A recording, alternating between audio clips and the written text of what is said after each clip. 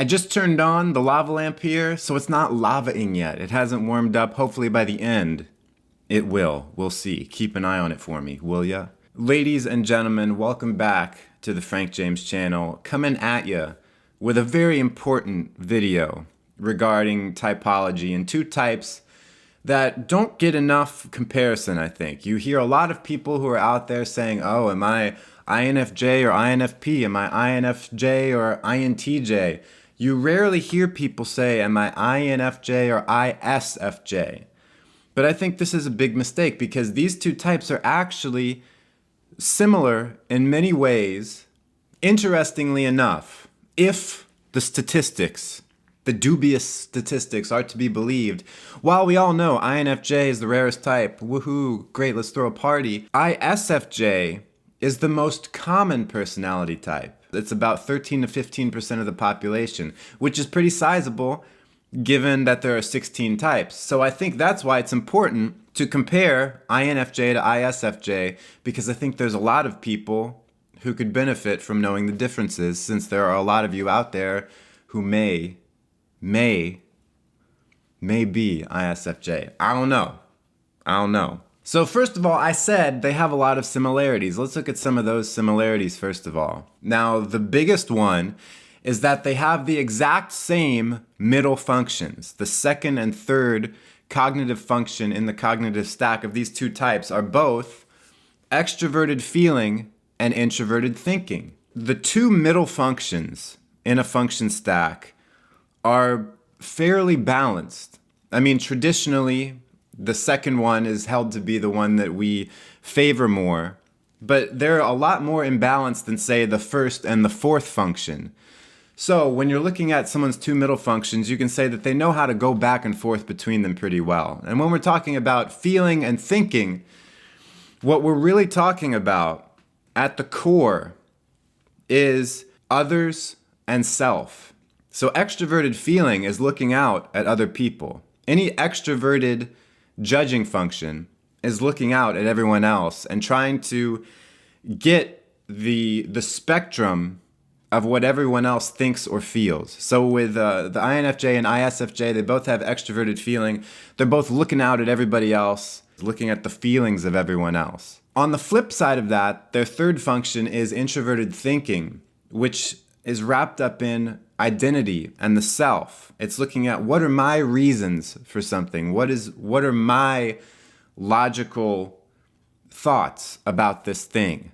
So when those are your two middle functions, you're pretty good at balancing the two. You have a good balance of yourself and other people. It allows you to see both sides of an argument all the time. It allows you to take things not so personally because you can put yourself in other people's shoes pretty easily. It makes you basically not so weird about other people. Whereas if we can, for contrast's sake, IPs and EJs who have thinking or feeling at the top and bottom of their function stack, they're way out of balance when it comes to self and others. So they're just weird about people. IJs, INFJs, ISFJs, we're fine with people. We got them. Now, that leaves them imbalanced with the perceiving functions, with intuition and sensing. Now, all IJs are going to be all about that base. No, organizing. All about limiting, organizing, and control, if we can put it in a nutshell. The INFJ, so the INFJ has lead introverted intuition and is going to be all about controlling in the abstract. Controlling, organizing, limiting things down in the abstract. While the ISFJ is going to be doing that same organization and over control, but when it comes to the sensory, which is the real world, the physical world around us, real facts and figures, the hard numbers. Why don't we stop really quick for a commercial break? Hey there, I wanted to show off this new poster I got, yes, from Society 6, quickly becoming one of my favorite places to get stuff to put on my walls. This beautiful piece is called The Autumn Hunt. We've got a fox here, he's running away from some hunters, I guess. I love this. A hint, today and tomorrow, they've got a sale. The link is in the description. See what you can find there, everything, including this. Find some cool stuff to put on your walls. Tell them FJ sent you. Actually, there's no way to tell them. Anyway, let's get to the video. Thanks for sitting through that. Both types are gonna have some trouble when it comes to this imbalance, this huge imbalance between intuition and sensing. Their inferior functions are going to be extroverted perceiving functions. So for the INFJ, they have inferior extroverted sensing, which I've talked about at length. You can click the card that's going to show up above my head to see a video I made about that. ISFJs, on the other hand, have inferior extroverted intuition. These extroverted perceiving functions, both sensing and intuition, have to do with gathering in the new.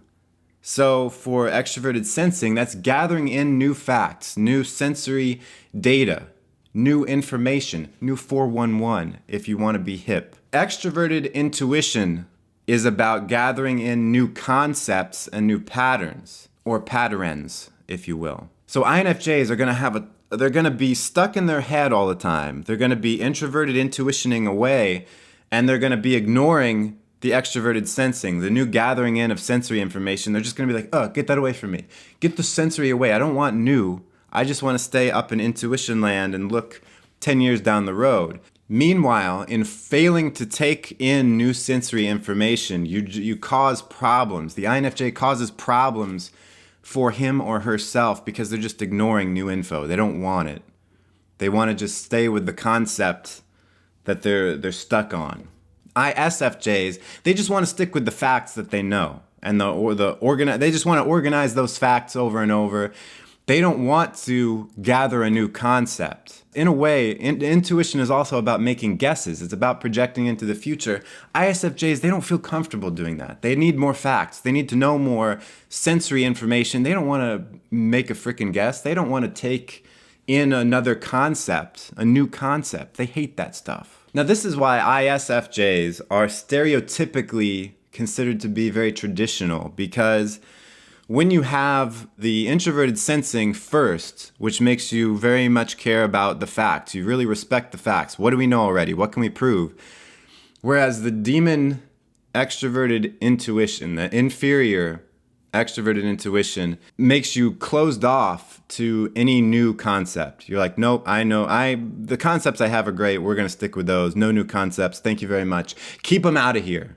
Keep them out of my life. Now, since we're on stereotypes, the stereotypical ISFJ occupation is, as we all know, a nurse. Now, why is this? Why is this occupation stereotypical for ISFJs? Well, it's because their lead function is SI.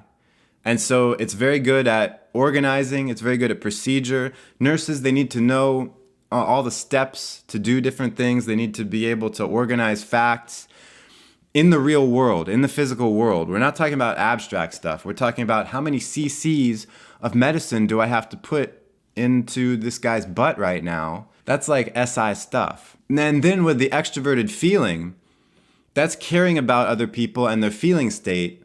But because it's in the middle and it's pretty balanced, they're not going to freak out over people. They're very good at staying calm with everyone else, taking care of them, but not taking things personally and either martyring themselves or looking too much at their own needs. Now, the stereotypical occupation for an INFJ might be something like a monk, like some kind of Yoda figure. And actually, I have a book that's like a Myers Briggs book. It's kind of old. It's from the 80s. Hey, I'm from the 80s too. I'm not that old. But it had statistics about occupations in it based on the types. And the INFJ, like the top 3 occupations were monk, religion teacher, and priest. Like it was pretty strongly like about religious stuff. Now, I'm not saying INFJs have to be religious, but what I'm saying is the reason that monk stereotype, that Yoda stereotype exists is because, yeah, we have the extroverted feeling just like the ISFJ. So we want to help other people, but not in the physical world. We don't want to have to take care of sick people. What we want to do is help them in the intuitive world, in the abstract world. So after I do any of these videos, there's always people in the comments saying, I'm more confused than ever. I don't know what type I am. Please leave those comments for me. I appreciate it. Did the lava lamp heat up at all?